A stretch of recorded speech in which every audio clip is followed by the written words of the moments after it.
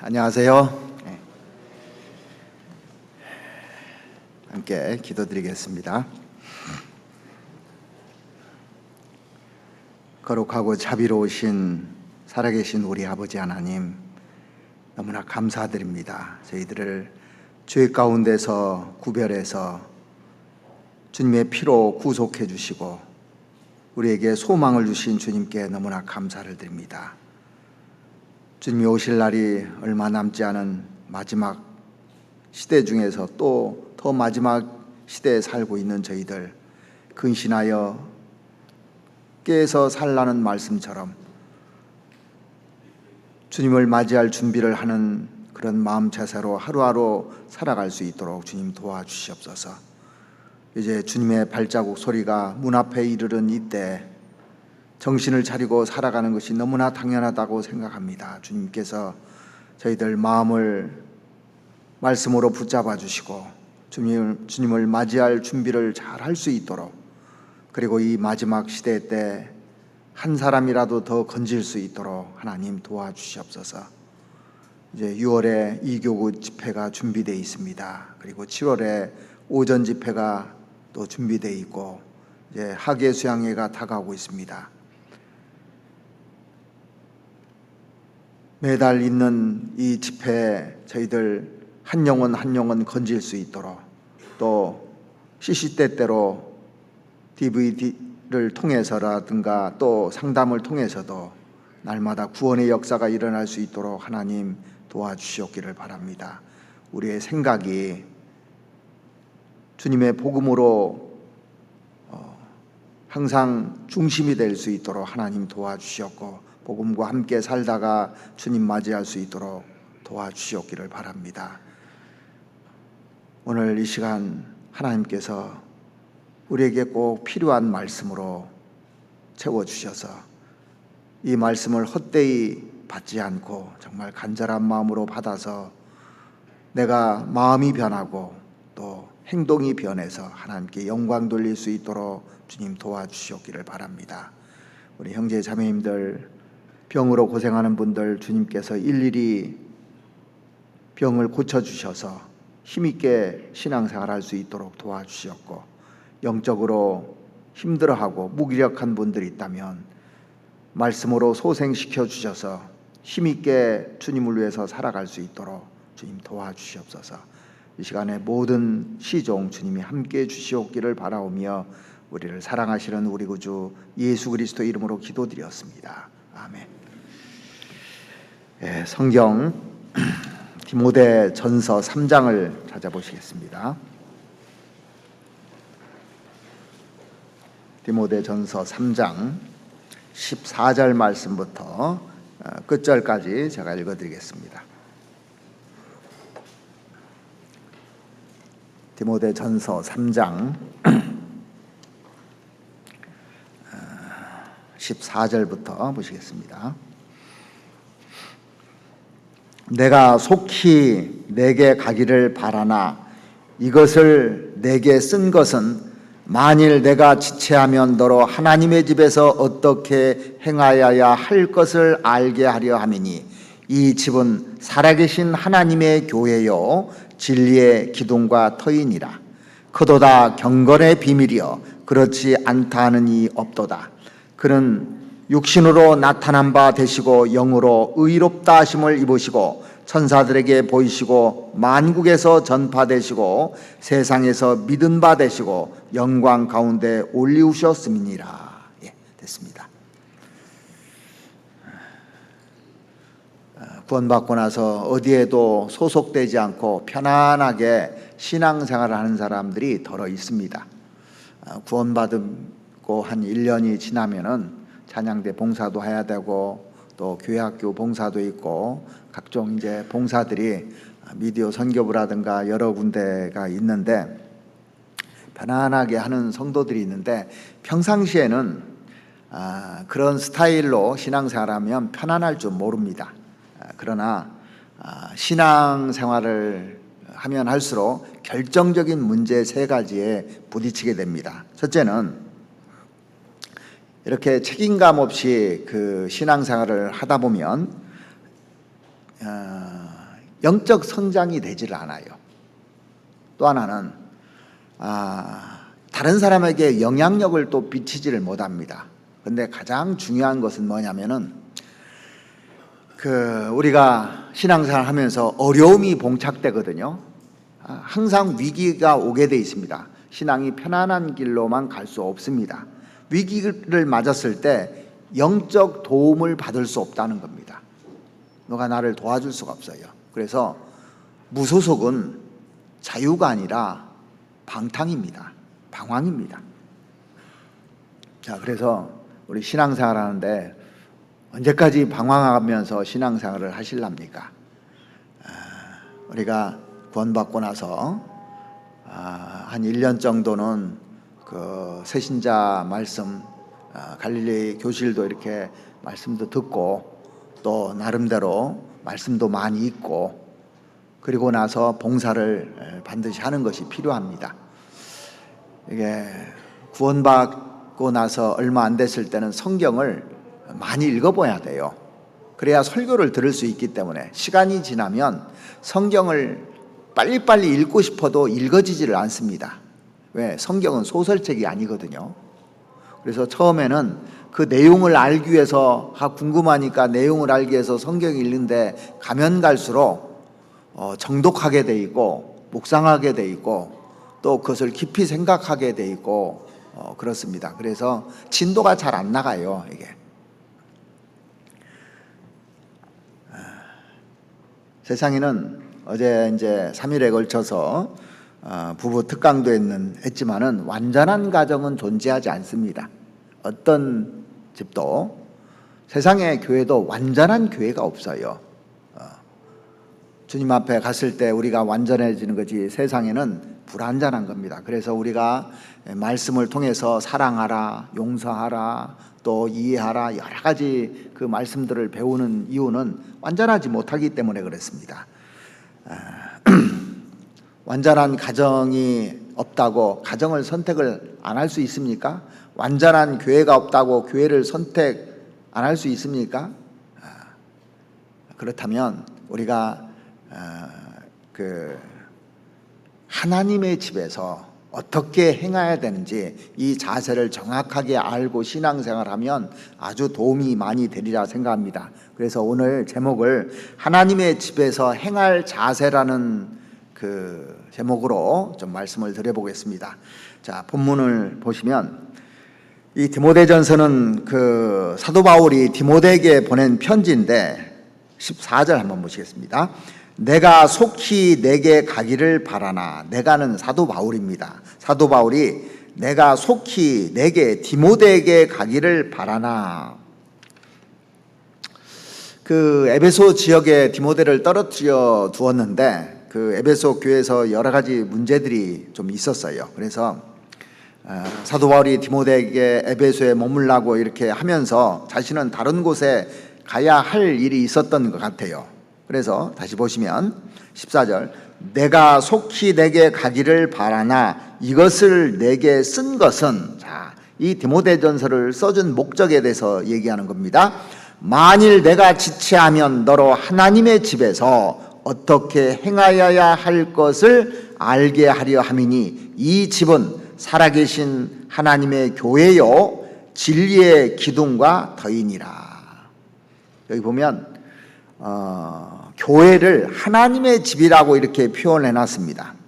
그래서 거듭난 사람들이 모인 무리를 교회를 하나님의 집이라고 하는 겁니다.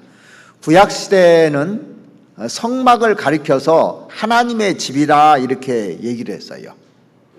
솔로몬 성전을 지었지 않습니까? 그것을 하나님의 집이라 그랬습니다. 그리고 이스라엘 백성들이 바벨론에서 포로 잡혀 있다가 돌아와서 스룹바벨이 성전을 건축했을 때 그것도 하나님의 집이라 그랬습니다. 그리고 신약 성경에 여기도 보면은 이 교회를 하나님의 집이라고 이렇게 표현해 놨습니다. 먼저 구약 시대 때 성막이 있었는데 성막을 하나님의 집이라고 표현해 놨는데 여기는 오늘 본문은 표시해 두시고 사사기 18장을 한번 찾아보시겠습니다. 사사기 18장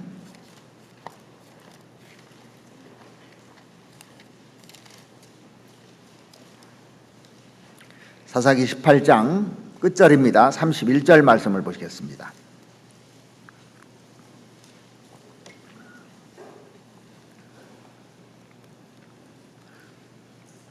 하나님의 집이 실로에 있을 동안에 미가의 지은 바 새긴 신상이 단 자손에게 있었더라.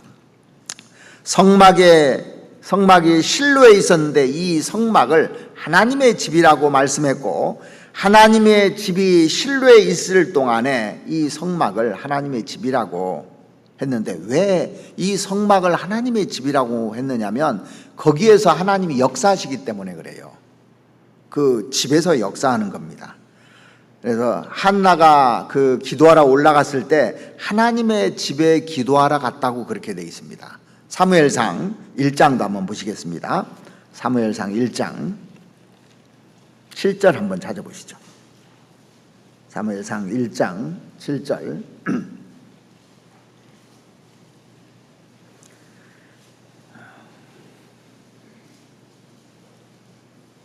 매년에 한나가 여호와의 집에 올라갈 때마다 남편이 그같이 하매 분인나가 그를 격동시키므로 그가 울고 먹지 아니하니. 자, 이것도 성막을 말하는 것인데 성막을 여호와의 집, 하나님의 집이라고 한 겁니다. 한나가 하나님께 서원 기도를 하고 그 사무엘이 태어났을 때 젖을 떼고 난 이후에 하나님께 약속한 대로 하나님께 자식을 드렸는데 그것을 여호와의 집에 드렸다고 표현을 해놨어요. 그 24절 한번 보시겠습니다. 24절. 젖을 뗀 후에 그를 데리고 올라갈새 수소 셋과 가루 한 에바와 포도주 한 가죽 부대를 가지고 실로 여호와의 집에 나아갔는데 아이가 어리더라. 여기 성막을 가리켜서 분명히 하나님의 집이라고 말씀했습니다. 솔로몬 성전도 하나님의 집이라고 말씀했고, 스룹바벨이 그 지은 성전도 하나님의 집이라고 그 얘기했는데, 스가랴서 한번 찾아보시죠. 확인해 보시죠. 스가랴서 8장도 한번 확인을 해 보겠습니다. 스가랴서 8장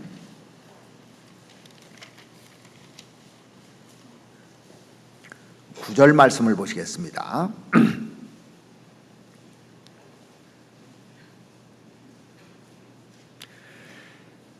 만군의 여호와가 말하노라. 만군의 여호와의 집, 8장 9절입니다. 여호와의 집 곧 전을 건축하려고 그 지대를 쌓던 날에 일어난 선지자들의 입의 말을 이때 듣는 너희는 손을 견고히 할지어다. 그래서 이 스룹바벨이 만든 성전도 하나님의 집이라 그랬습니다. 그러니까 구약시대 때 이 성막에서 하나님이 역사했기 때문에 이 집에서 역사하는 거예요. 교회를 통해서 역사하는 겁니다. 하나님은요. 그리고 신약성경도 보면은 고린도전서 3장을 한번 찾아보시죠. 고린도전서 3장 9절 말씀을 보시겠습니다.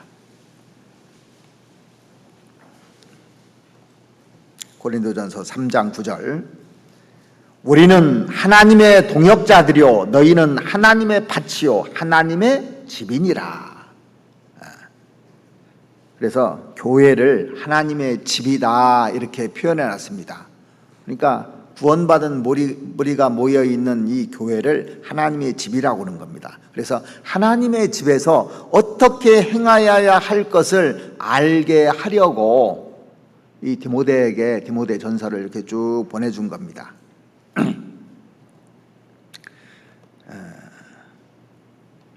우리가 그 어디에 지금 있는 줄 아십니까? 왕궁에 있다면 엄청난 거잖아요. 하나님의 집에 있는 겁니다. 여기가 하나님의 집에 있는 거예요. 구원받은 사람들이 같이 모인 데가 하나님의 집입니다. 집. 그러니까 구원받은 사람들이 구역 모임으로 모이고 조모임으로 모이고 이렇게 모이잖아요. 하나님이 집이니까 하나님이 거기에 함께하고 있는 겁니다. 내 이름으로 그 두세 사람이 모인 곳에 나도 거기에 있다고 했는데 하나님이 구원받은 무리 속에 역사를 하는 겁니다. 그것을 안다면은 하나님과 함께 같이 있다면 말을 함부로 할 수 있겠어요? 또 행동을 함부로 할 수 있겠습니까? 그것만 인식해도 신앙생활은 잘 할 수 있게 되는 겁니다. 이스라엘 백성들이 하나님의 집에서 그 불순종했을 때는 징계가 있었어요. 자, 가정에서도요, 자식이 정말 말을 안 듣고 엉뚱한 짓을 하고 하면은 혼나잖아요. 그러니까 이스라엘 백성들이 하나님의 집에서 바르게 행동할 때는 거기에 축복이 있었던 겁니다. 그러니까 작게 보면은 큰 것을 작게 보면 가정에서 일어나는 걸 보면 알아요.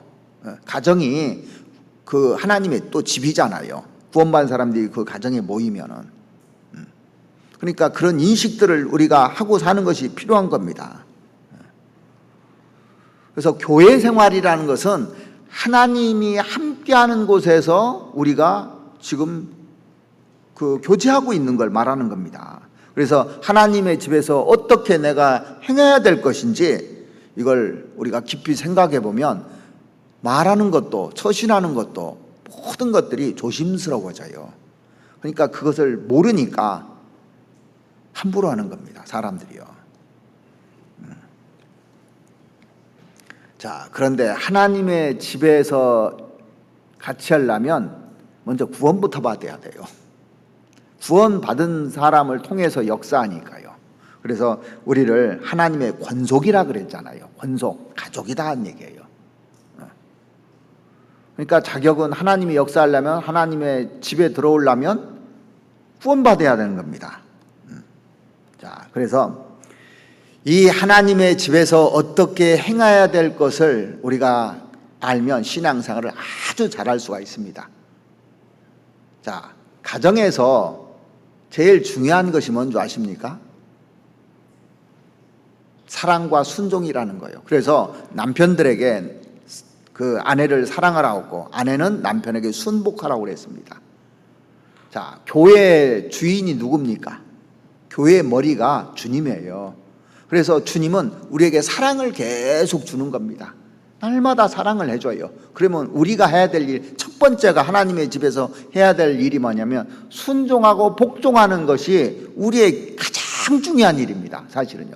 근데 이걸 무시하기 시작하면 징계가 오고 신앙이 성장이 안 되는 겁니다. 가장 중요한 거예요, 사실은요. 그래서 하나님의 집에서 첫 번째 해야 될 일이 뭐냐면 순종하고 복종하는 자세입니다. 가정에 보면은 아버지가 있고 그 자식들이 있어요. 자, 자식은 부모에게 기본적으로 순종하고 복종하는 것이 기본 자세입니다. 자, 왕이 살고 있는 왕궁에는 왕이 있고 신하들이 있잖아요. 신하의 가장 첫 번째가 왕에게 순종하고 복종하는 겁니다. 그게 합당한 자세입니다, 사실은요. 아무리 능력이 많아도 왕한테 들이받아봐요. 그날로 목 잘려버립니다. 이 세상 왕은 그러잖아요. 하나님의 집에 왕이 계신 것도 아니고 하나님께서 계시는 겁니다. 이 우주 만물을 창조한 하나님이 계신 겁니다. 이 집은 살아계신 하나님의 교회요, 진리의 기둥과 터인이라 그랬습니다. 예. 자, 보세요. 사람 집에도 위아래가 있습니다. 질서가 있어요. 거기에 합당한 그 질서들이 있어요. 회사에 가도요, 질서가 있어요. 합당한 질서들이 있는 겁니다. 남편과 아내의 관계에서도 질서가 분명히 있다고 성경은 얘기하고 있습니다. 질서가 있는 겁니다. 자, 정상적인 관계에서도 그렇다면 만물 위에 있는 게 교회입니다. 만물 위에. 교회 생활의 가장 근본이 뭔지 아십니까? 순종과 복종이에요. 이걸 못 얻는 사람은 신앙생활을 절대 잘할 수가 없습니다. 그리고 신앙이 성장될 수가 없습니다. 바르게 할 수가 없는 겁니다. 그래서 이 에베소 성경이라든지 골로새 성경에 나오는 남편들아, 아내들아, 이것은 교회를 얘기하는 거예요, 사실은요. 가정이 교회잖아요. 자, 성경 한번 찾아보시겠습니다. 골로새서 보시죠. 골로새서 3장을 보시겠습니다. 골로새서 3장 18절부터 제가 읽어드리겠습니다.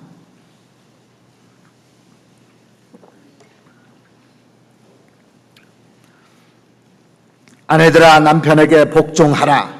이는 주 안에서 마땅하니라. 남편들아 아내를 사랑하며 괴롭게 하지 말라. 자녀들아 모든 일에 부모에게 순종하라. 이는 주 안에서 기쁘게 하는 것이니라. 아비들아 너희 자녀를 경록해 말지니라. 낙심할까 함이라. 종들아 모든 일에 육신의 상전들에게 순종하되 사람을 기쁘게 하는 자와 같이 눈가림만 하지 말고 오직 주를 두려하여 성실한 마음으로 하라. 무슨 일을 하든지 마음을 다하여 주께 하듯 하고 사람에게 하듯 하지 말라. 이는 유업의 상을 주께 받을 줄 알미니라. 알미니 너희는 주 그리스도를 섬기느니라. 불의를 행하는 자는 불의의 보응을 받으리니 주는 외모로 사람을 취하심이 없느니라. 여기에 중요한 관계를 말하고 있는데 여기 보면 아내들아 남편들아 자녀들아 아비들아 종들아 상전들아 항상 순서가 이렇게 돼 있어요. 먼저 복종하기 어려운 관계부터 얘기를 해놨습니다. 종이 상전에게 복종하기는 좀 쉽다고 할 수가 있어요. 그렇죠? 그 다음에 자녀가 부모에게 순종하는 거 그것도 그렇게 어렵지 않습니다. 순종하는 게. 그런데 아내들아 남편들아를 제일 먼저 써놨어요. 제일 안 되는 것이 이거란 얘기예요. 아내가 남편에게 순종하고 복종하는 것이 안 되니까 제일 앞에다 놓은 겁니다. 그래서 아내들아 남편들아 몸과 머리의 관계라는 거예요. 그래서 여기 보시면 18절에 아내들아 남편에게 복종하라 명령형으로 돼 있어요. 왜 그럴까요? 안 하니까. 그 다음에 20절에 보시면 자녀들아 모든 부모에게 순종하라 명령형으로 돼 있어요. 또 22절에 보시면 종들아 모든 일에 육신의 상전들에게 순종하되 그렇게 돼 있어요. 사람을 기쁘게 하는 자와 같이 눈가림만 하지 말고 오직 주를 두려하여 성실한 마음으로 하라. 무슨 일을 하든지 마음을 다하여 주께 하듯 하고 사람에게 하듯 하지 말라 그랬습니다. 자 보세요. 아내와 남편 있지 않습니까? 남편과 아내 보면 머리와 몸의 관계고, 자 그리고 자녀들아 아비들아 이렇게 나와 있잖아요. 자녀보다 아비가 한 단계 위라는 거예요. 그래서 거의 순복하라는 겁니다. 가정에서 종과 상전이 있을 때 상전이 종보다 한 단계 위라는 겁니다. 그 질서를 하나님이 딱 정해놨습니다. 위라는 거예요. 가르치는 자와 가르침을 받는 자라고 딱 돼 있어요. 이렇게요. 기본적인 질서를 잘 지키는 사람은 하나님께 순종하고 그 사람은 하나님께 축복받는 사람입니다. 그래서 우리가 그 자녀를 기를 때도요, 가장 중요하게 가르칠 첫 번째가 뭔지 아십니까? 위아래 개념을 가르치는 거예요. 왜 부모들이 어른 보면 인사하라고 인사부터 가르칠까요? 먼저 인사한다는 것은 내가 존경한다 그런 뜻이잖아요. 그래서 그것을 기본으로 가르쳐야 되는 겁니다. 그래서 교회학교 아이들이 어른들에게 인사를 잘하는 교회는 질서가 딱 잡히는 겁니다. 잘 가르친 거예요. 근데 사람 보고도 인사를 안 해요. 그런 기본이 안 됐다고 그러잖아요. 위아래 개념이 없다는 얘기입니다. 이미. 그러니까 가르치기 힘들다는 얘기예요. 이 사람 성장하기 힘들다는 얘기입니다. 그리고 거기다 하나님께서 투자 않는다는 얘기입니다. 이게. 그래서 이 위아래 개념이 딱 깨져 있는 사람을 하나님이 쓰시지를 않으시는 겁니다. 이게요. 중요한 얘기입니다. 그래서 인간관계 속에서나 사회에서나 가정생활이라든가 그 모든 것 위에 이 질서를 잘 아는 사람이 하나님께서 높이 이렇게 쓰시는 겁니다. 교회의 머리가 주님이기 때문에 이 말씀에 순복을 잘하는 사람, 그러니까 하나님이 능력 있는 사람을 쓰는 것이 아니라 순복을 잘하는 사람, 이 기본이 돼 있는 사람을 하나님이 꼭 쓰셔요. 그래서 우리가 기본을 잘 배워야 되는 겁니다. 그래서 기본으로 다시 돌아가야 되는 겁니다. 이게 안 되면 아무리 해도요 실력이 안 늘어요. 그러니까 아마추어하고 프로하고 뭐가 틀린 줄 아십니까? 프로는 기본기가 돼 있고 아마추어는 기본기가 없어요. 그래서 처음에는 비슷한 것 같은데 가면 갈수록 실력 차이는 하늘과 땅으로 바뀌어버립니다. 그러니까 프로들은 기초가 잘 돼 있기 때문에 계속 조금이라도 계속 향상이 됩니다. 아마추어는 좀 올라갔다가 쭉 가요. 그리고 조금 올라갔다가 쭉 가고 조금 이게 성장이 안 되는 겁니다. 그래서 신앙생활도 이 기초가 잘못되어 있으면 10년, 20년, 30년 가도 순종 1년 한 사람만 못하게 돼 있어요. 여러분들 초등학교 학생들 기본기 잘 배운 축구 선수하고 우리하고 누가 이길까요? 걔네들이 훨씬 잘 뛰어요. 사실은요. 그래서 신앙생활 하는 데서도 내가 오래되고 이게 중요한 것이 아니라 기본기를 잘 배우는 게 뭐냐면 순복하는 걸 잘 배우는 겁니다. 자, 성경 에베소서 1장을 한번 찾아보시겠습니다. 1장 22절.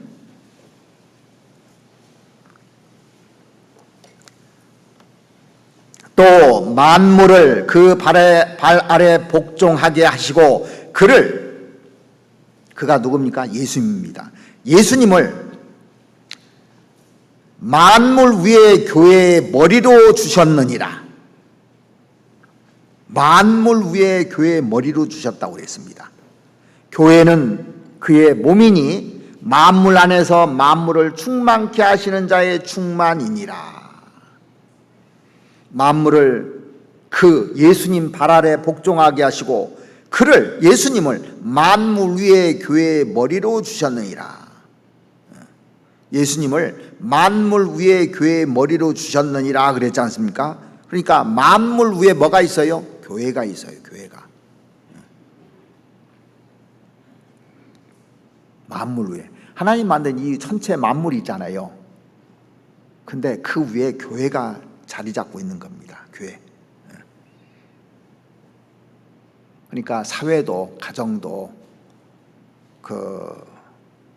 만물 위에 있는 것이 아닙니다. 가장 높여놓은 것이 뭐냐면 교회예요. 그래서 주님이 피를 주고 값을 지불하고 사신 게 교회입니다. 가장 귀하게 생각하는 거예요. 그래서요. 그런데 그보다 높은 게 뭐라고 배웠습니까? 말씀. 하나님도 이 말씀에 매인다고 돼 있잖아요. 하나님 말씀을 딱 해놓으면 노아 홍수 이후에 내가 다시는 물로 심판하지 않겠다 하면은 하나님도 그 말씀에 딱 매있지 더 이상 올라갈 수가 없는 겁니다. 그래서 하나님 보실 때 해와 달과 별 모든 것보다 올려놓은 것이 교회입니다. 그래서 교회의 머리가 주님이고 우리는 몸이라고 했으니까 반드시 순복하는 걸 배워야 되는 겁니다. 고린도 교회가 엉망했잖아요. 그럼에도 불구하고 하나님이 그 안에 계셨어요. 엉망인데도 불구하고. 그러니까 그 고린도 교회를 하나님의 교회라고 그랬잖아요. 하나님의 교회. 그러니까 하나님이 역사를 하시니까 해결이 다 된 거예요. 그 많은 문제들이요. 그래서 고린도 후서에 그리스도인이 누구냐 이걸 쭉 설명해 주는 겁니다. 그리스도인은 성령을 소유한 사람이다. 그리스도인은 향기다, 편지다, 보배를 질그릇에 가진 사람이다, 용사다, 이런 얘기를 쭉 해놨습니다. 교회가 뭔지를 쭉 알려주는 겁니다. 그리스도인이 누군지를 알려주는 겁니다. 그래서 가장 기본이 뭔지 아십니까? 순복하는 거예요. 그걸 어디서부터 배워야 되냐면 가정에서부터 배워야 되는 겁니다. 그래서 아내가 남편에게 순복하는 걸 통해서 자녀가 그걸 배웁니다. 그러면 이 자녀는 또 결혼해서 또 여자는 남자에게 순복하는 걸 배우고, 직장에서도 종은 상전에게 순복하는 걸 배우고, 이렇게 쭉 배우면 나중에 하나님께 순종하는 걸 배우는데, 요즘은 이걸 못 배우기 때문에 말씀에 대해 순종을 않는 거예요. 그러니까 신앙이 훨씬 더 약해지고 다 신앙이 무너지게 되는 겁니다. 그래서 하나님의 집에서 첫 번째가 뭐냐면 배울 것이 순종하고 복종하는 걸 배우는 겁니다. 이 말씀은 흔들림이 없고, 이 말씀은 어떤 거하고 비교할 수 없는 겁니다. 흔들리지 않는 거예요. 여기에 우리가 순복하는 걸 배우는 것이 기본입니다. 기본. 그 다음에 하나님의 집에서 또 배워야 될 것이 뭐냐면, 하나님은 거룩하신 분입니다. 하나님의 집은 깨끗한 거예요. 천국은 죄가 없는 것입니다. 그래서 지금 훈련하는 거예요. 하나님의 집에서 훈련받는 겁니다. 그래서 하나님의 집에서 행할 두 번째가 거룩한 모습으로 살아가는 겁니다. 오늘 본문 한번 보시죠. 디모데전서 3장 16절 말씀 보시겠습니다.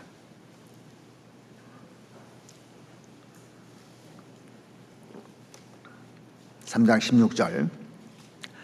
그도다 경건의 비밀이여 그렇지 않다 하느니 없도다. 그는 육신으로 나타나신 바 되시고 영으로는 의롭다 하심을 입으시고 천사들에게 보이시고 만국에서 전파되시고 세상에서 믿은 바 되시고 영광 가운데서 올리우셨습니다. 여기 16절에 보면 크도다 그러면서 경건의 비밀이여 그랬습니다. 하나님은 거룩하신 분이시기 때문에 하나님의 집에 거룩함이 기본입니다. 거룩함이 하나님의 집에서. 그래서 죄와 구별되는 것이야. 우리가 죄에서 구별된 사람들이잖아요. 죄 문제를 해결한 사람들이지 않습니까? 반드시 그 요구되는 것이 구원받고 나면 거룩함을 요구하시는 겁니다. 그래서 베드로전서 성경 한번 찾아보시겠습니다. 베드로전서 1장 15절입니다.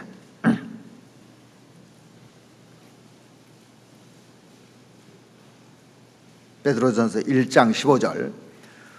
오직 너희를 부르신 거룩한 자처럼, 하나님께서 우리를 부르셨는데 하나님 거룩하신 분이잖아요. 거룩한 자처럼 너희도 모든 행실에 거룩한 자가 되라. 기록하였으되 내가 거룩하니 너희도 거룩할지어다 하셨느니라. 그래서 하나님이 하나님의 집에서 거룩한 것을, 깨끗한 것을 원하시는 겁니다. 시편을 한번 찾아보시겠습니다. 시편 93편입니다. 시편 93편.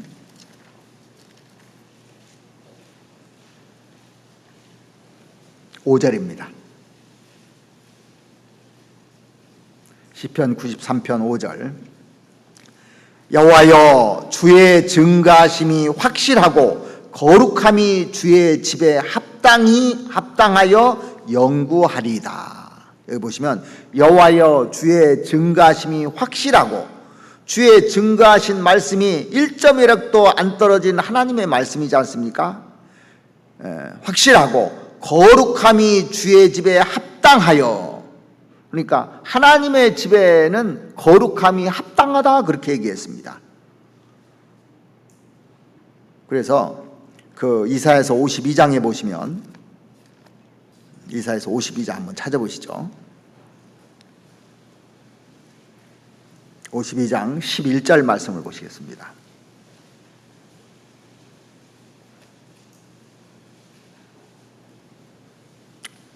(11절) 너희는 떠날지어다 거기서 나오고 부정한 것을 만지지 말지어다.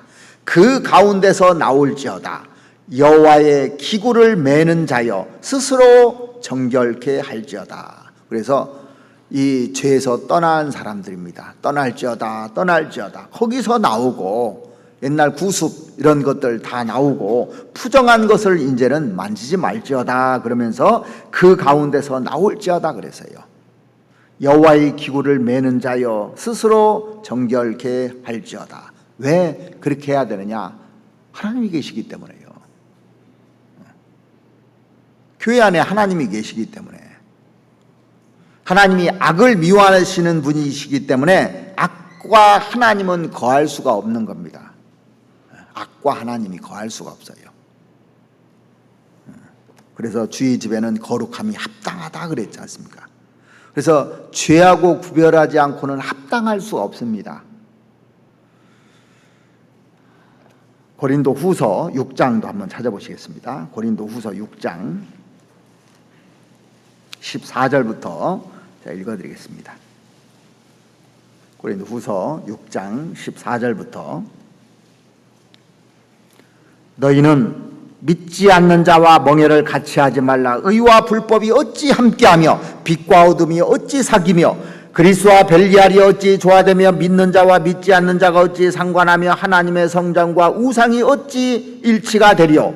우리는 살아계신 하나님의 성전이라. 이와 같이 하나님께서 가라사대 내가 저희 가운데 거하며 두루 행하여 나는 너희 하나님이 되고 저희는 나의 백성이 되리라 하셨느니라. 그러므로 주께서 말씀하시기를 너희는 저희 중에서 나와서 따로 있고 부정한 것을 만지지 말라. 내가 너희를 영접하여 너희에게 아버지가 되고 너희는 내게 자녀가 되리라. 전능하신 주의 말씀이라 하셨느니라. 그런즉 사랑하는 자들아, 이 약속을 가진 우리가 하나님을 두려워하는 가운데서 거룩함을 온전히 이루어 육과 영의 온갖 더러운 것에서 자신을 깨끗게 하자. 교회는 주님이 거하시고 두루 다니신다고 돼 있어요. 그렇기 때문에 합당한 것이 당연하다는 얘기입니다. 그래서 온갖 육과 영의 온갖 더러운 것에서 자신을 깨끗하게 하자 그랬습니다. 그래서 내가 잘못된 거 이런 거 고소하면 안 되는 겁니다. 끝까지 고소하면 어떻게 됩니까? 심판이 내려오게 돼 있어요. 하나님께 징계가 내려오게 돼 있습니다. 레위기 14장에 보면 이스라엘 백성들이 이제 가나안 땅에 들어갔을 때 그 집에 돌에 색점이 바라면 결국 빼버리는 일이 생겼어요. 그래서 빼고 어떻게 합니까? 다른 돌로 대신 채웠다는 내용이 나와 있습니다. 왜? 하나님의 집에서는 하나님이 함께 하시고 역사하시기 때문에 부정한 것을 가지고 있으면 빼버려요. 하나님이요. 왜냐하면 왜 빼느냐? 사람이 빼는 게 아닙니다. 하나님이 빼시는 거예요. 이걸 사람들이 몰라요. 하나님이 빼시는 거예요. 성경 한번 찾아보실까요? 레위기 14장 한번 찾아보시죠. 레위기 14장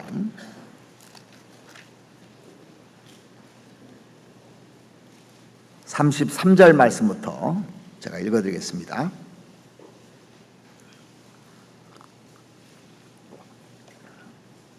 33절 여호와께서 모세와 아론에게 일러 가라사대 내가 내게 기업으로 주는 가나안 땅에 너희가 이른 때 내가 너희 기업의 땅에서 어느 집에 문둥병 색점이 바라게 하거든 그 집 주인은 제사장에게 와서 고하기를 무슨 색점이 집에 생겼다 할 것이요.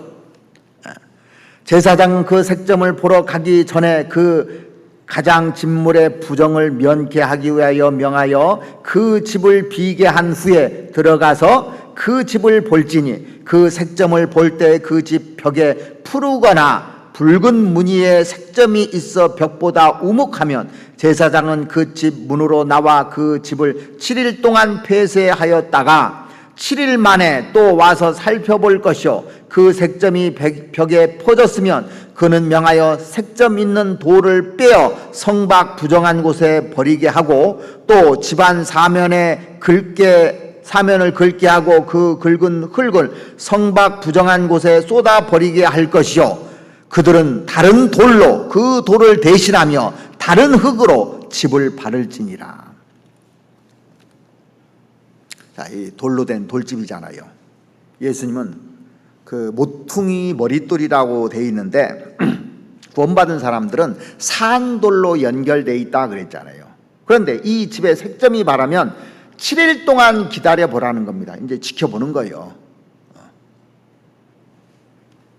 7일 동안 보는데도 색점이 없어지지 않고 퍼지면 조사해서 그 색점을 끄집어내고 다른 돌로 대신 채워놓으라고 그랬습니다.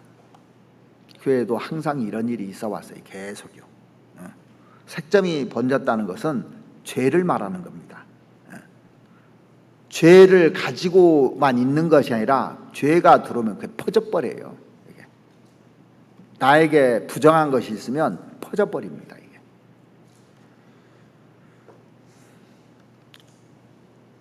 빨리 안 없어지면 이게 안 없어져요. 사람들이 조치를 취하지 않더라도 하나님이 살아계시기 때문에 하나님이 조치하게끔 돼 있습니다. 하나님의 집은 하나님이 일을 하게 돼 있어요. 사람이 안 해도. 자, 우리가 한 사람이 넘어졌다고 했을 때요, 순간적으로 넘어지는 게 아닙니다. 이게 오랫동안 그 죄를 고수하고 있었던 거예요. 마음속에요. 그래서 나중에 넘어지는 겁니다. 자, 가룟유다가요, 순간 딱 돈에 욕심이 나서 예수님을 딱 팔아먹었을까요? 안 그래요. 예수님이 뭐라면 저는 도적이라 그랬어요. 계속 그 짓을 한 겁니다. 자, 거짓말쟁이라는 것은 거짓말 딱 한 번 했는데 거짓말쟁이라고 해요. 거짓말을 계속하는 사람을 거짓말쟁이라고 해요. 계속적으로. 성경은 지속적으로 한 것을 기록해 놓는 겁니다. 단 한 번은 걸 기록해 놓은 거죠. 지속적으로. 그래서 사도 바울은 내 몸을 쳐서 복종시킨다고 그랬잖아요. 왜냐하면 내가 일꾼으로 쓰임받는데 실격자가 될까 봐 두려워한다고 되어 있습니다. 그래서 도덕적인 죄라든가 또 신앙적인 죄를 가지고 있지 않습니까? 그러면 심판이 내려오게 돼 있어요. 단회적인 것 가지고는 하나님이 심판하지 않습니다. 그런데 이걸 계속적으로 지속하면 하나님의 집은 하나님께서 불꽃 같은 눈으로 다 살펴보시는 겁니다. 모를 것 같잖아요. 우리가 속일 것 같잖아요. 하나님은 절대 속지 않아요. 계셔서 불꽃 같은 눈으로 다 보시는데 자기만 모르는 거예요. 그래서 거룩함이 합당하다 그랬습니다. 그래서 구원받은 무리 안에 그 부정적인 것을 가지고 있고 이것을 퍼치면은 하나님이 이걸 빼는 겁니다. 심판입니다. 그게. 그러면 죄를 깨끗하게 하려면 어떻게 해야 되느냐? 자, 성경 에베소 5장을 한번 보시겠습니다. 죄를 깨끗하게 할 수 있는 것이 뭔지. 에베소 5장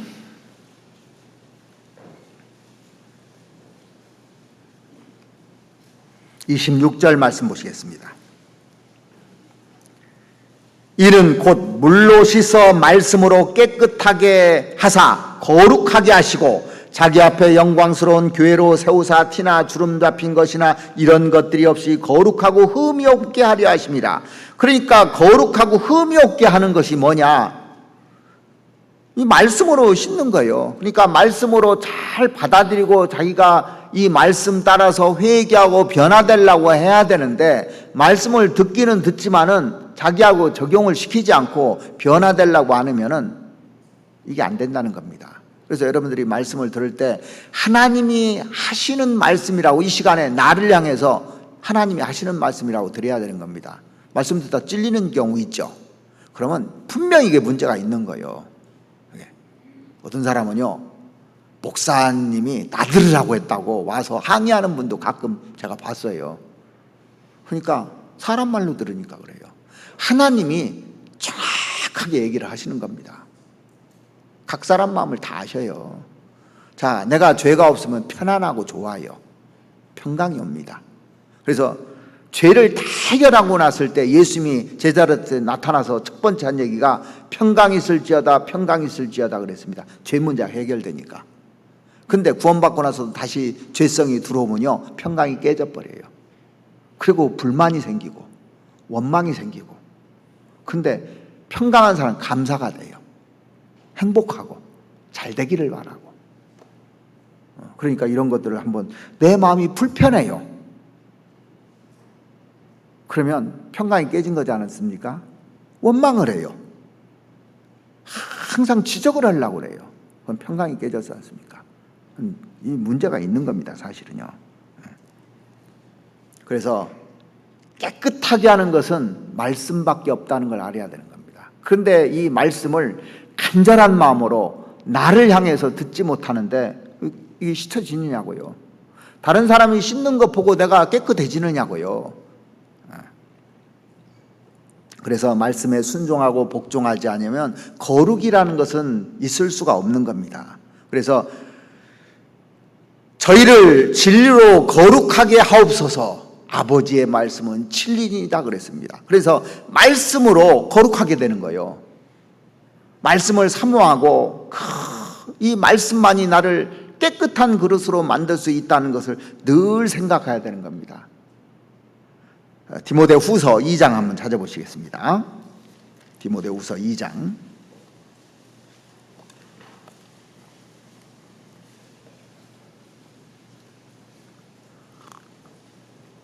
20절 말씀 보시겠습니다.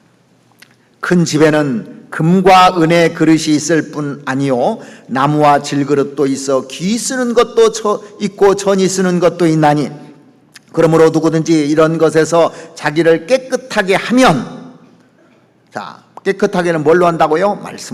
말씀으로 깨끗하게 하면 귀 쓰는 그릇이 돼요. 그러니까 말씀에 순종하면 그 얘기예요. 귀 쓰는 그릇이 돼요. 거룩하고 주인의 쓰심에 합당하며 모든 선한 일에 예비함이 되리라. 주인이 있어요. 주인이 쓰는 겁니다. 하나님이 쓰시는 거예요.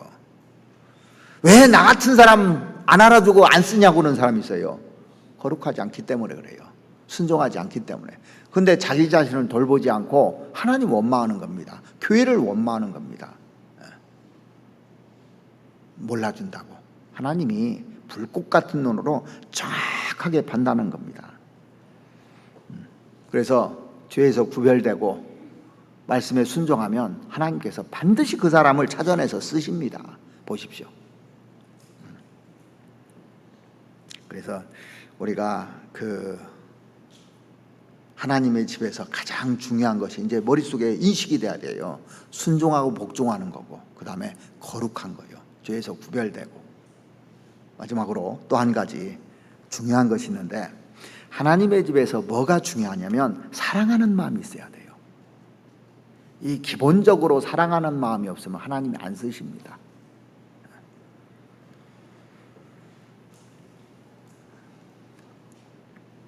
우리가 처음 구원받았을 때 그 사랑을 잊을 수가 없잖아요. 하나님이 나를 이처럼 사랑했다는 걸 잊을 수가 없습니다. 신랑 신부가 처음 만났을 때 둘이 죽고 못 살아요. 간절함이 있었습니다. 근데 시간이 지나면서 사랑이 식을 수가 있어요. 나중에 이혼도 합니다. 분명 사랑했는데. 저 사람 가정생활에서 열심히 가정생활을 잘 하는 것 같은데 사랑이 식으면 그 가정 깨지는 겁니다. 왜 가정이 깨지냐면 사랑이 식어서 그래요. 남편의 사랑이 식은 겁니다. 왜 식었느냐? 바람나서. 그러니까 아내가 순복해야 하네요. 순복할 수가 없는 겁니다. 이렇게. 그래서 가정이 깨지는 거거든요.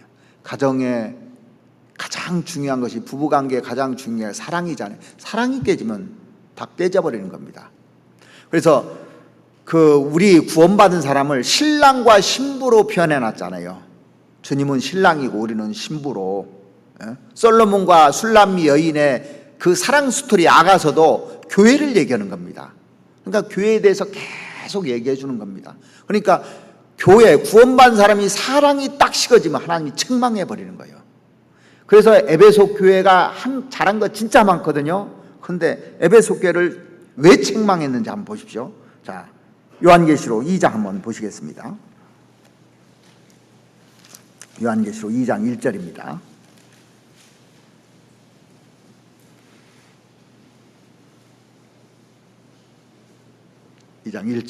에베소 교회 사자에게 편지하기를 오른손에 7 별을 붙잡고 7 금 촛대 사이에 다니시는 이가 가라사대. 그러니까 하나님이 이 에베소 교회 다니고 계시잖아요. 우리 봉성교회도 지금 다니고 계시는 겁니다. 다니시는 이가 가라사대 그랬습니다. 2절, 내가 내 행위와 수고와 내 인내를 알고. 자, 에베소 교회는 전도를 열심히 하는 교회였습니다. 주님을 위해서 열심히 하는 교회에서요. 열심히 아주 대단한 교회였습니다. 그러니까 내가 내 행위와 그렇게 되어 있습니다. 수고와 내 인내를 안다고 그랬습니다. 많은 핍박이 있었는데요. 그것도 다 견딘 교회입니다. 알고 또 악한 자들을 용납지 아니한 것과 자칭 사도라 하되 아닌 자들을 시험하여 그 거짓된 것을 드러낸 것과 교리적으로도 아주 명확한 교회였습니다. 우리 교회 같은 교회요, 교리적으로 명확하잖아요. 거짓된 교리가 들어오면 딱 드러내잖아요. 그래서 발붙일 수 없게 해놓지 않습니까? 3절에 보시면 또 내가 참고 내 이름을 위하여 견디고 게으르지 아니한 것을 아노라. 그러니까 모범적인 교회입니다. 정말로 어려움이 있어도 다 참고 하나님의 이름을 위하여 견디고 게으르지 아니한 것을 아노라 그랬습니다. 그러니까 전도하는데도 열심히고 성도들 돌보는데도 열심히였던 것 같습니다. 핍박을 당해도 참고 견디고 그 교리적으로도 정확하고 거짓된 것을 그 확실히 드러나게 한 것들, 이런 것들 다 한다는 겁니다. 그런데 너 한 가지 부족한 것이 있다. 이걸 지적했어요. 4절, 그러나 너를 책망할 것이 있나니 너희 처음 사랑을 버렸느니라. 자, 보세요. 남편이 진짜 열심히 살아요. 돈도 잘 벌어다 주고 고생도 하고 막 아주 가정을 위해서 진짜 수고를 해주거든요. 근데 옛날 나 사랑하던 사랑이 식어져 버렸어요. 그러면 아내가 다른 거 다 줘도 소용없어요. 그러죠?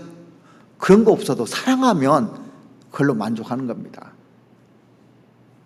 그러니까 교회에서 가장 중요한 게 뭔지를 여기 딱 지정해 놨어요. 너 다 있어도 소용없다 이거. 사랑하는 마음이 없으면 처음 사랑을 버렸느니라. 왜? 사랑이 처음과 끝이거든요. 사랑이 빠져버렸어요. 가정에서 남편이 아내에게 뭘 줘도 사랑하지 않는다면 그거 좋아할 리가 없죠. 그래서 성경에 보면은 내 아들아 내 마음을 내게 주며 그랬어요. 내 마음 달라고. 내가 너를 위해서 마음을 다 줬는데 너는 왜 바람나가 있냐. 내 마음을 달라고. 열심히 너 하는 거 좋은데 첫사랑을 버렸느니라. 이 신앙의 원동력이 사랑인데 사랑하는 마음이 없는 속에서 수고하고 고생하고 하는 게 뭐가 필요하냐. 자, 그런 상태에서 이제 일을 하지 않습니까? 사랑이 빠진 상태에서 일을 하면은 반드시 어떤 현상이 생기냐면 원망과 불평이 나오게 돼 있어요. 시간 지나면. 진짜 교회를 사랑하는 사람은 감사가 되는데 그러지 않으면 열심히 해놓고 원망과 불평을 합니다. 왜? 처음 사랑을 버렸느니라 그 얘기예요.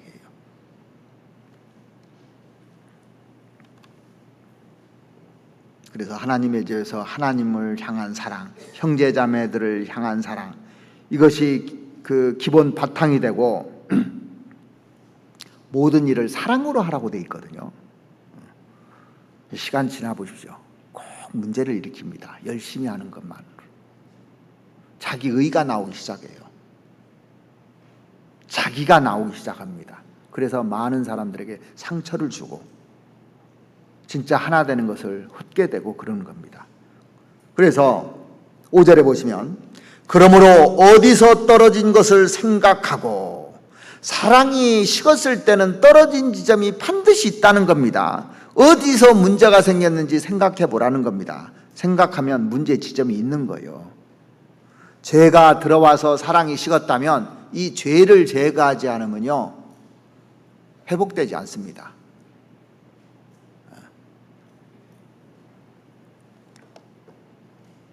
분명히 떨어진 지점이 있습니다. 그거 찾아내는 게 제일 중요한 거예요.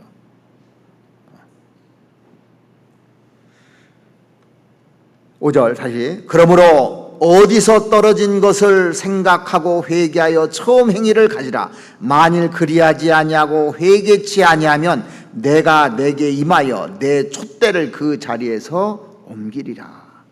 야, 이거보다 무서운 말이 없어요. 너 가지고 있는 거 싹 뺏어버리겠다는 얘기예요. 그러니까 사랑하지 않으면요, 뭐가 빠져나가는 줄 알아요? 지혜가 빠져나가 버려요. 하나님 지혜를 싹 뺏어가 버립니다. 그럼 분별력이 안 생겨요. 얼마 전까지 분별력이 있었는데 분별력이 사라집니다. 이게 뭐가 옳은지를 몰라요. 촛대를 옮긴다는 것은 더 이상 역사 않겠다는 얘기입니다. 그 사람을 통해서. 무서운 말이잖아요.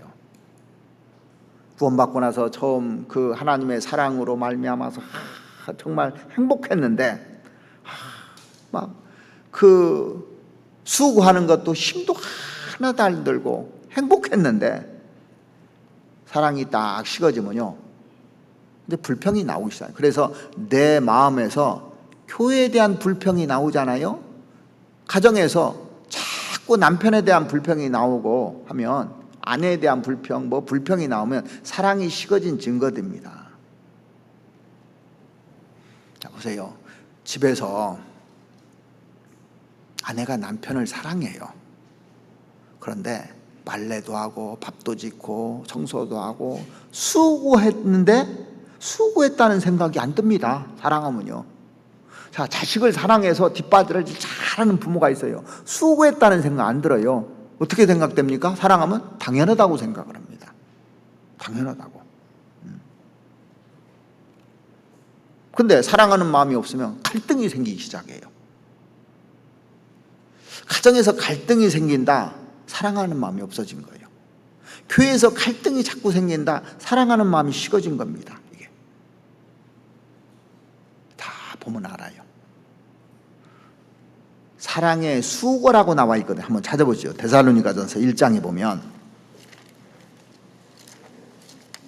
데살로니가전서 1장 3절입니다.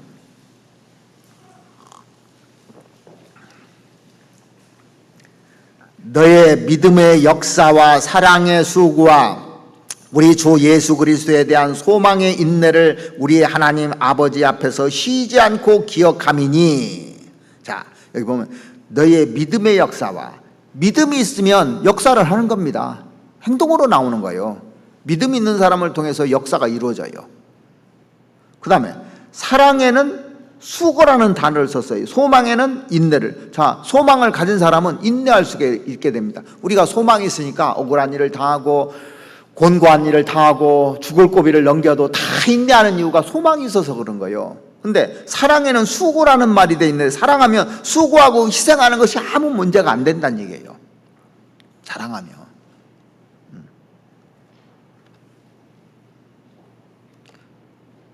우리가 신앙생활을 하는 거 보면, 자, 예를 하나 드려볼게요. 축구장이나 그 야구장에 혹시 가보신 분 한번 손들어 보세요. 한 번이라도.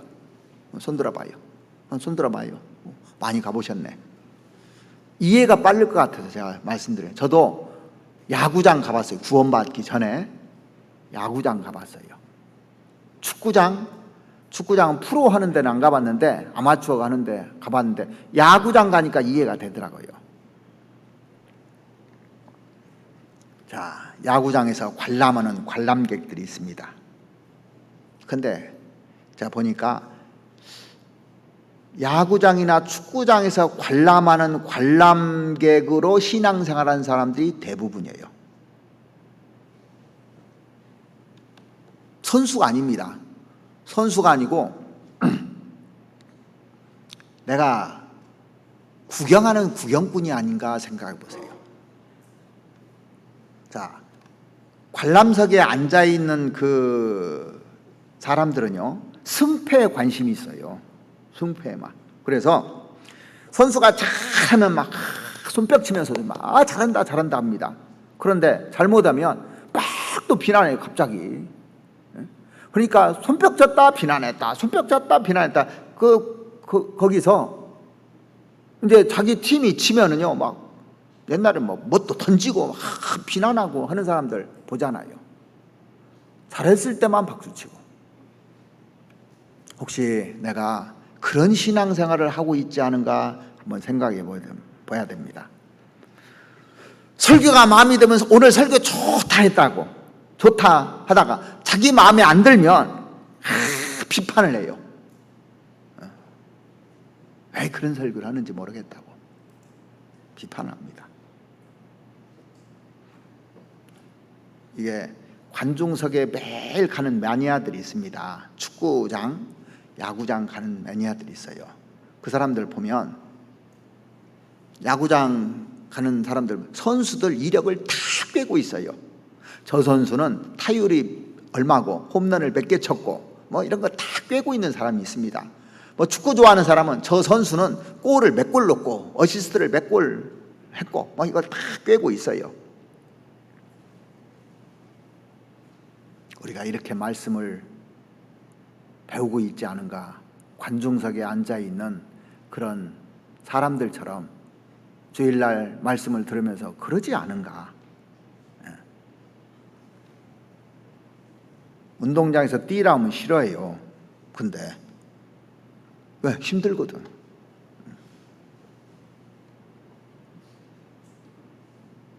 실제 땀을 흘려본 적이 없어요.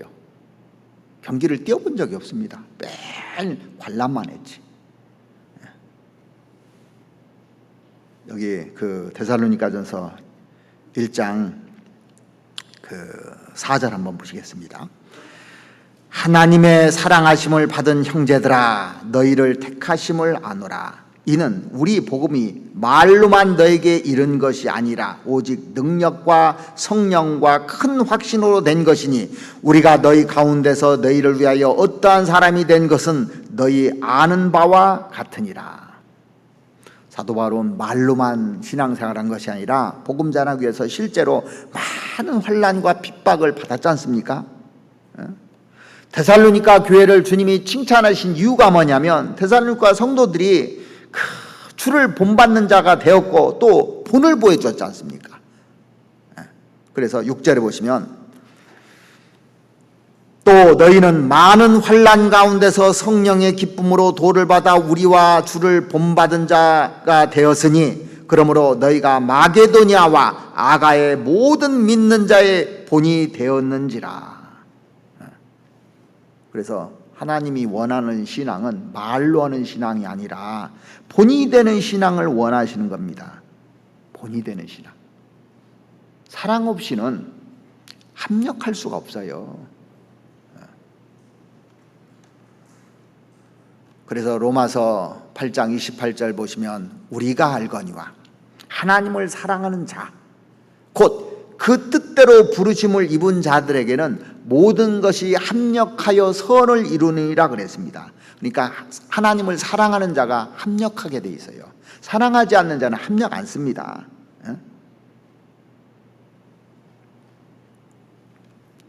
축구 경기를 할 때 혼자 골 넣기 쉬워요, 어려워요? 진짜 어렵습니다. 왜 그러냐면 수비수들이 많아가지고요, 혼자 골 넣는 것은 이건 보통 어려운 일이 아닙니다.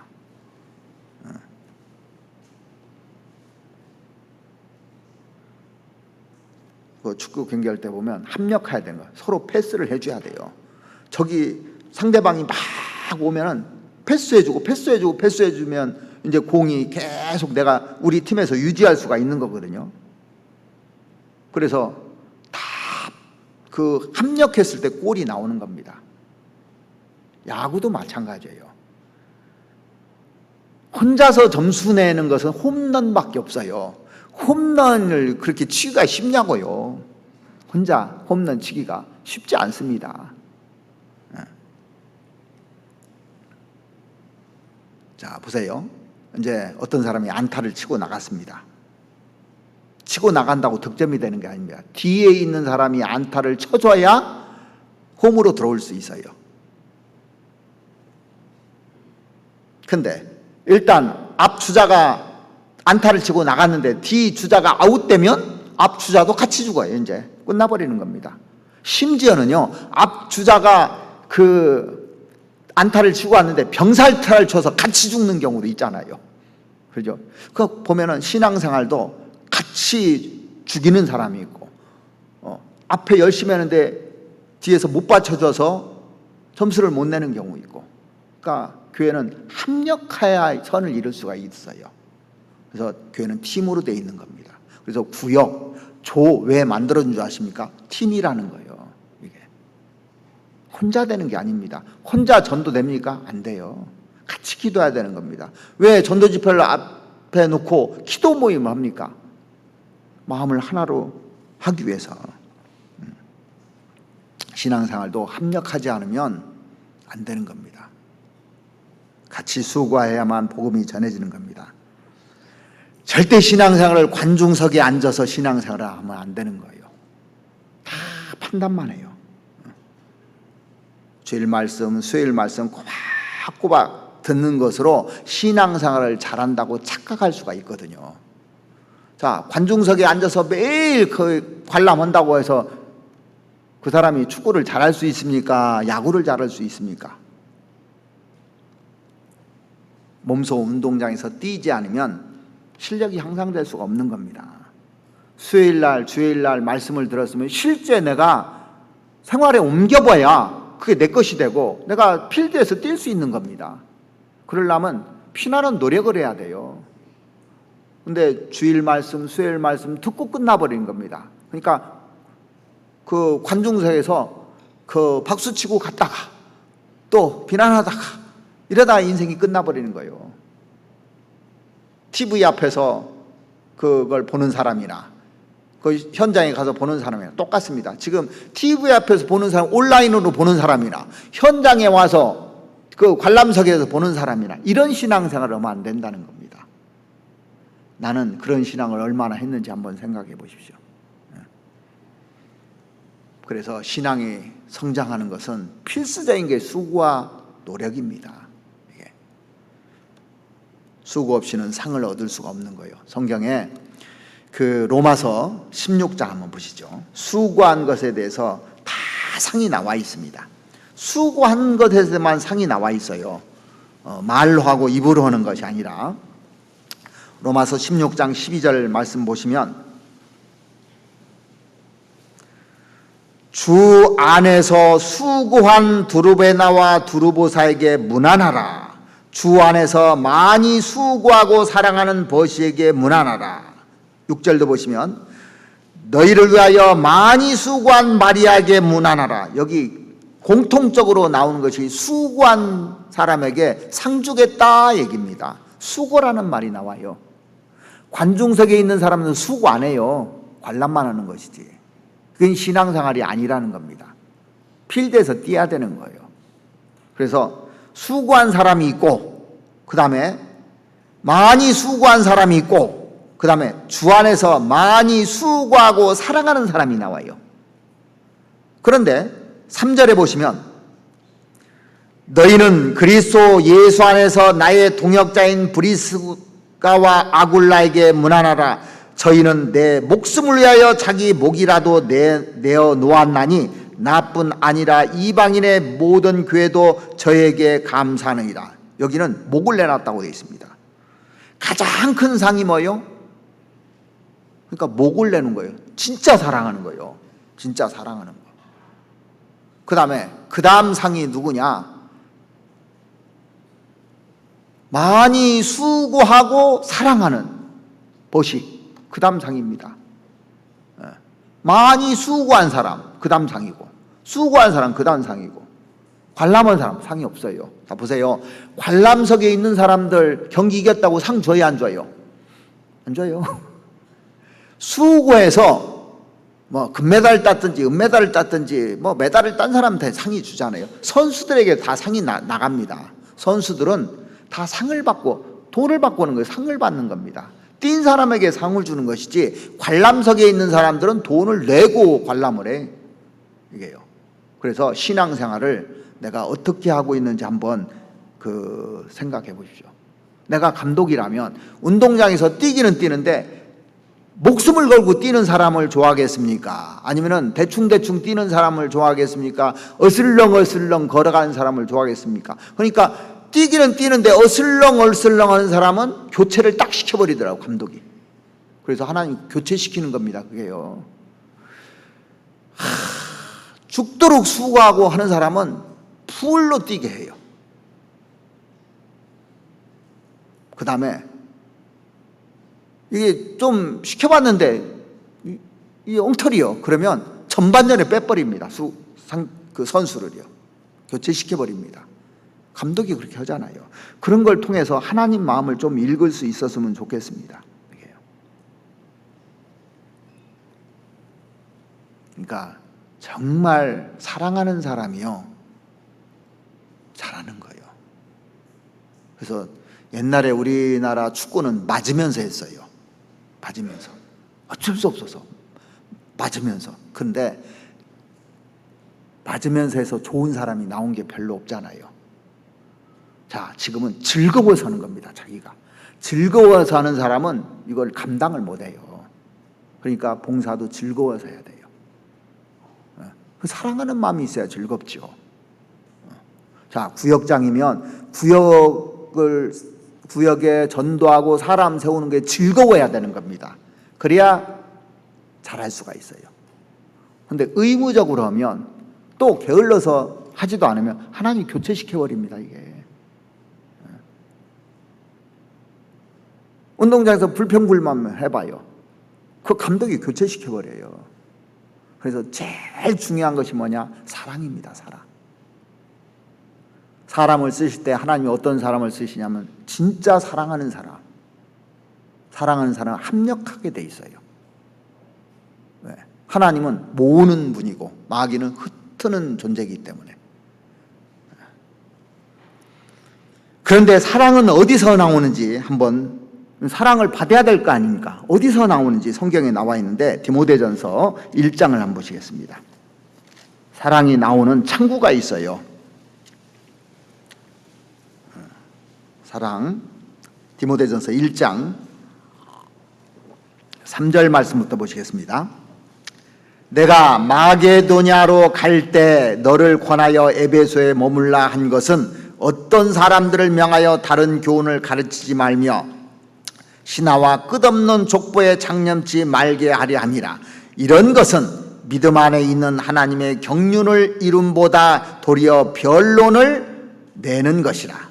경계의 목적은, 그래서 이제 그 경계를 하는 겁니다. 청결한 마음과 선한 양심과 거짓이 없는 믿음으로 나는 사랑이었거늘. 자, 경계하는 목적은 사랑을 일깨우기 위해서라고 했습니다. 그렇다면 이 사랑이 어디서 나오느냐? 세 가지에서 나온다고 알려줬어요. 첫 번째는 청결한 마음에서 나오고, 선한 양심에서 사랑이 나오고, 거짓 없는 믿음에서 사랑이 나온다고 규정을 딱 해놨습니다. 사람의 마음이 더러워지면요, 하나님의 사랑이 그 속에 거할 수가 없어요. 거하지 않습니다. 사랑이 오히려 식어버립니다. 뜨거운 물에 찬물을 부어버리면 식는 것처럼 정결한 마음에다가 죄가 딱 되면은 사랑이 나올 수가 없어요. 깨끗한 사랑, 진실한 사랑이 나올 수가 없습니다. 죄가 있는 데는 사랑이 나올 수가 없습니다. 그래서 마음이 청결한 자는 복이 있나니 저희가 하나님을 볼 것이며 그랬지 않습니까? 청결한 사람이 복이 있는 겁니다. 거기에서 사랑이 나오는 거예요. 그래서 하나님이 싫어하는 것을 제거하지 못하면 그 속에서 사랑이 나올 수가 없습니다. 그래서 청결한 마음에서 사랑이 나오고, 그 다음에 선한 양심에서 사랑이 나온다고 했습니다. 이 양심이 선하지 않으면요, 절대 하나님이 사랑을 부어주지 않아요. 선한 양심에서 나오는 사랑이거든요. 그렇게 분명히 얘기해놨잖아요. 그 다음에 거짓 없는 믿음이라고 되어 있습니다. 거짓 없는 믿음. 이 세 가지예요. 여기에서 이제 사랑이 나오는 겁니다.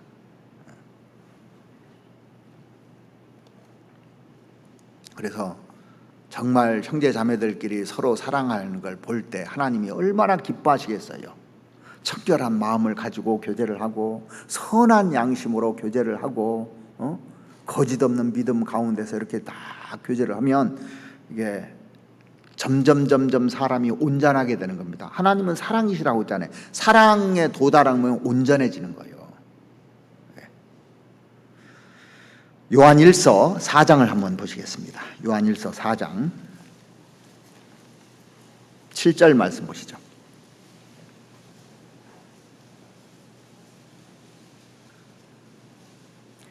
사랑하는 자들아 우리가 서로 사랑하자. 사랑하자 하는데 사랑이 왜 안 나오냐? 이 세 가지가 안 되니까 사랑이 안 나오는 겁니다. 사랑은 하나님께 속한 것이니 사랑하는 자마다 하나님께로서 나서 하나님을 알고 사랑하지 아니하는 자는 하나님을 알지 못하나니 이는 하나님은 사랑이심이라. 하나님의 사랑이 우리에게 이렇게 나타난 바 되었으니 하나님이 자기의 독생자를 세상에 보내심은 저로 말미암아 우리를 살리려 하심이라. 사랑은 여기 있으니 우리가 하나님을 사랑한 것이 아니오 오직 하나님이 우리를 사랑하사 우리 죄를 위하여 화목제로 그 아들을 보내셨습니다. 사랑하는 자들아 하나님이 이같이 우리를 사랑하셨은즉 우리도 서로 사랑하는 것이 마땅하도다. 어느 때나 하나님을 본 사람이 없으되 만일 우리가 서로 사랑하면 하나님이 우리 안에 거하시고 그의 사랑이 우리 안에 온전히 이루느니라. 그래서 하나님의 집에서 순종하고 복종하고 이 죄에서 구별돼서 거룩하게 살고 하나님을 향한 사랑, 형제 자매들을 향한 사랑, 이것이 기본적인 자세라는 거예요. 신앙생활인데 이게 딱 깨지면요 신앙은 이제 그다음부터 하얀 곡선을 걸어가는 겁니다. 같은 운명 공동체잖아요. 서로 사랑해야 되는 겁니다. 복음의 신앙을 위하여 서로 합력하는 것과 그랬습니다. 복음의 신앙을 위해서 하나가 되어야 하는 겁니다. 자, 왕이 사는 왕궁에서는요 왕의 말을 잘 들어야 돼요. 가정에서는 가장의 말, 아버지의 말을 잘 들어야 되는 겁니다. 교회는 하나님의 집이기 때문에 하나님의 말씀을 잘 들어야 되는 겁니다. 우주 만물을 창조하시고 우리를 구원하신 주님, 우리 가운데 역사하시면서 지금 함께하고 계십니다. 하나님 말씀 잘 들어야 돼요. 구원받은 사람이 가장 있어야 될 곳이 어디입니까? 하나님의 집입니다. 다윗이 평생 동안 가장 원했던 거, 다윗의 소원 딱 한 가지 있었어요. 하나님의 집에 거하는 거였어요. 그 집에. 시편 25편에 27편에 다윗이 간절히 원했던 거 여기 나오잖아요. 시편 27편 한번 찾아보시겠습니다.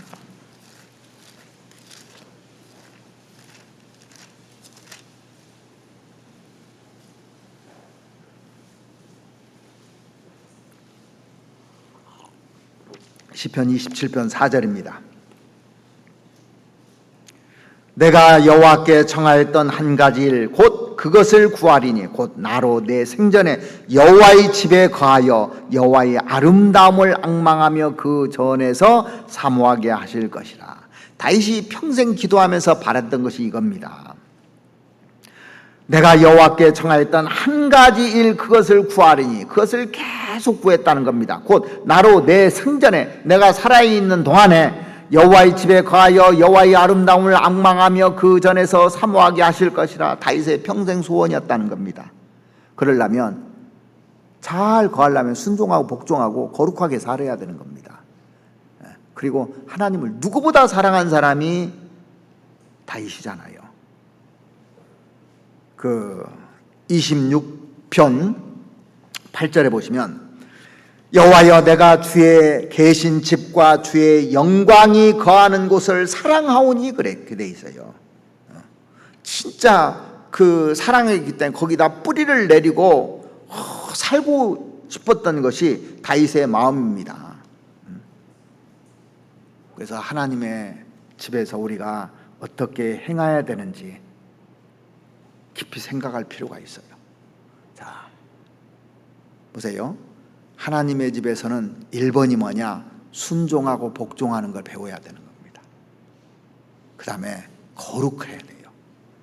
그래야 하나님이 계속 쓰십니다. 무엇보다도 하나님을 사랑하는 마음이 있어야 돼요.